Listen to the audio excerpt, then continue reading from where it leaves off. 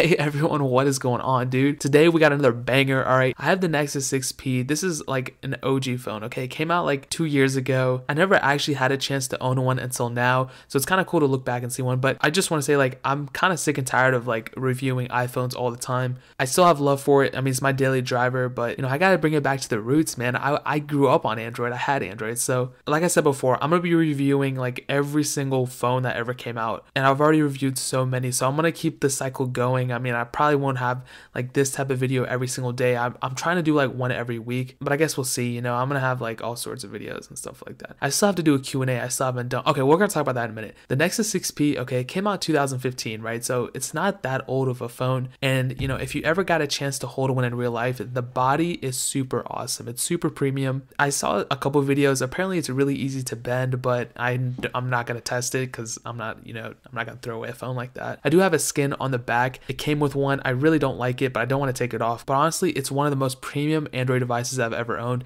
You also have the fingerprint sensor on the back, so luckily this one has it. But one thing I do want to point out is on the right, the volume buttons, for some reason they're really weird. Like, they're really rockety if that's a word. The power button is actually pretty cool. It's like textured and it doesn't feel like it's going anywhere. But the volume buttons just feel, they're kind of clicky, but they just feel like they're gonna fall out of the body, which is kind of weird. And now looking at the front, you have a 5.7-inch Quad HD AMOLED screen. It's super awesome. For my panel, it doesn't have that bad of burn-in, but it does kind of have it a little bit towards the bottom with the navigation buttons and the top with the status bar, but it's not the end of the world for me. I'm not like trying to look out of the way to find burn-in or something like that. But you also do have front-facing speakers, so that's super awesome. It really enhances like the media experience, stuff like that. If you're watching videos, if you're watching my videos, I recommend listening to them on front-facing speakers so you can hear my voice. I get compliments all the time for my voice, and my voice really makes up for how ugly I am. Like, so I'm really glad that's like the case. Now, software-wise, this is running Android 8.0 Oreo. I'm kind of hungry right now, so I'm about to go grab some, but it's completely stock. I didn't like custom ROM it or anything. I probably should have. And honestly, the greatest thing about this phone is that there's such a huge community behind it. Since this is a phone directly made by Google, a lot of you guys know that the Nexus and the Google Pixel are both like the same realm, I suppose. And apparently it's supposed to be getting updates for a while now, but I don't know.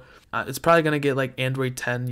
What's the next letter? O. It's gonna get like Android Quanaberry when that comes out, so I literally can't wait for that. That's actually Android 10 is actually my favorite Android version that's gonna come out. So looking at the cameras real quick, you have an 8 megapixel front-facing camera. You also have a 12.3 megapixel back-facing camera on the back. The back camera is still pretty good. I'm not gonna lie.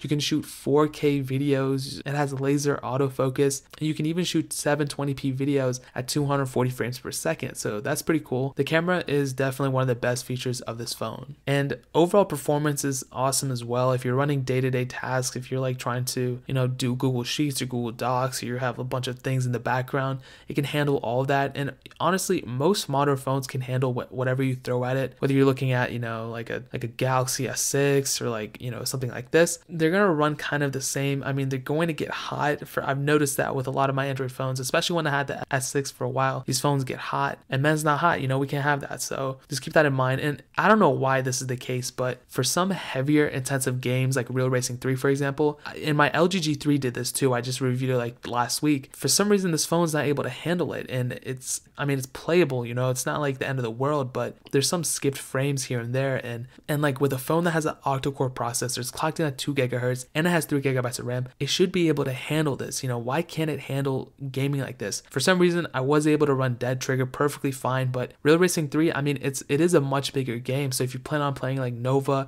and stuff like that, there could be some problems. And honestly, since I'm kind of upset, here's another problem. The battery in a lot of the Nexus 6Ps are faulty. I'm not going to say 100% are, but a lot of people are complaining. If you go on the subreddit for Nexus 6P, a lot of people complain about it all the time. And Google, I guess, did kind of acknowledge the problem, and they did exchange some of them. And the weird thing is, just looking on paper, it has a 3,450 milliamp hour battery, and it seems huge, but in like real day-to-day usage, like I was using, it doesn't seem as big as it looks on paper. Now, I won't say mine definitely 100% has the problem, but if you get one, it might. Some people are saying like when it gets down to like 30 or 20%, the phone just shuts off and you have to charge it and stuff like that. I'll let you guys do some more research. I'm kind of ignorant about it, so there's that. At the end of the day, so to sum it all up, here's some of the pros of the Nexus 6P. You have a nice camera, you You have awesome build quality. It's not too expensive anymore. You can get them for fairly cheap on eBay, Amazon, Swappa. I'll leave some Amazon links in the description. You have a fingerprint sensor, you have a USB-C, you have front-facing speakers. The screen is AMOLED, it's beautiful, etc., etc. You guys can rewatch the video if you want more info. You know, I'm not about to like bore you guys again. But some of the cons, and these are some big ones, is that it has trouble playing bigger games for some reason. The volume buttons are kind of weird. There's no wireless charging.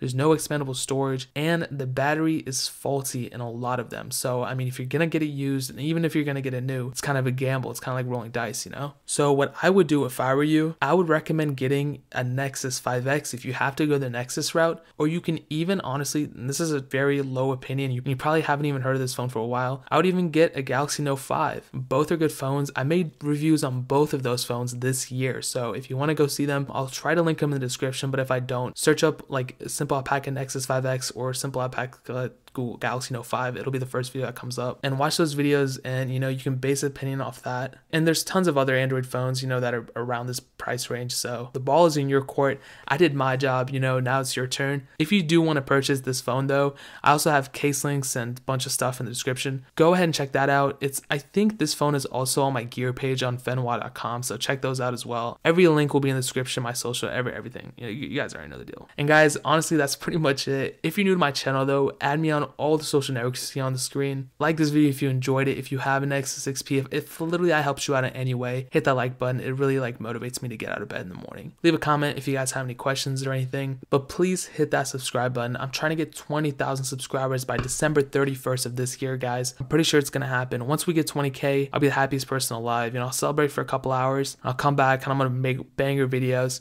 I'm kind of already like procrastinating on a couple of videos, but once I get that 20K, I'm gonna be posting videos like nonstop, and cool, good quality videos too. Guys, I'm done talking, but more importantly than everything else, I love every single one of you guys, and hopefully I'll catch you guys in the next video. Peace out till then.